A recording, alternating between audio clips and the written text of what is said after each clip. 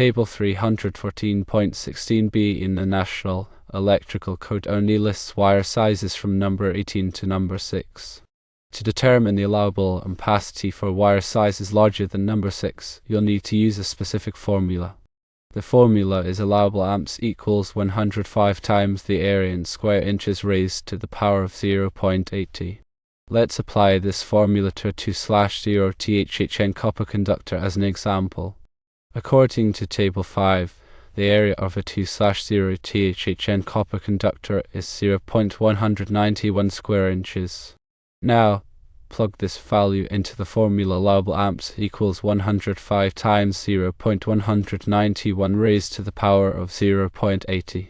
This simplifies to allowable amps equals 105 times 0.602, which results in 63.2 amps. Therefore, the allowable ampacity for a 2/0 THHN copper conductor, based on this calculation, is approximately 63.2 amps. It's important to note that this calculated value might need adjustments based on other factors such as ambient temperature and the number of conductors in a raceway, specified in the National Electrical Code. Now let's discuss how to calculate the appropriate lug size for your conductor.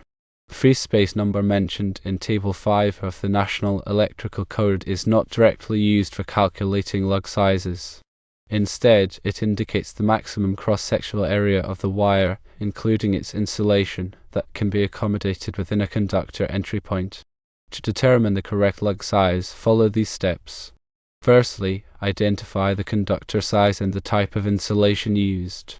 For our example, we're using a 2/0 THHN conductor.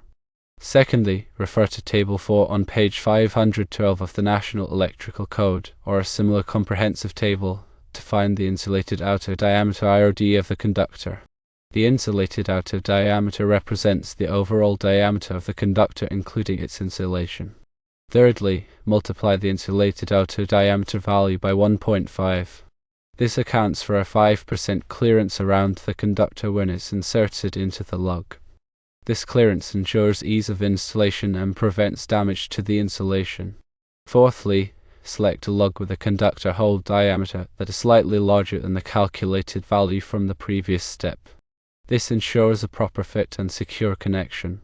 For a 2/0 THHN conductor, let's say the insulated outer diameter from Table 4 is 0.630 inches. Now calculate the required lug hole diameter.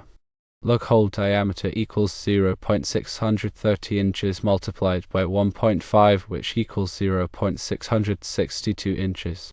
Therefore, a lug with a conductor hole diameter of 0.688 inches or 0.714 inches would be suitable for a 2/0 THHN conductor.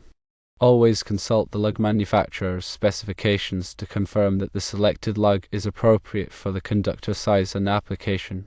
Remember that selecting the correct lug size is critical for a safe and reliable electrical connection.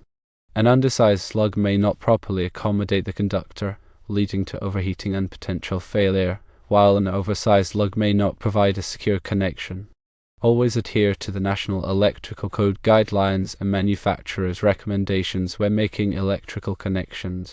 Also note that the allowable ampacity calculation should be considered in conjunction with the ampacity ratings listed in NEC Table 310.16. Conductors must be protected against overcurrent in accordance with their ampacities, considering any adjustment or correction factors.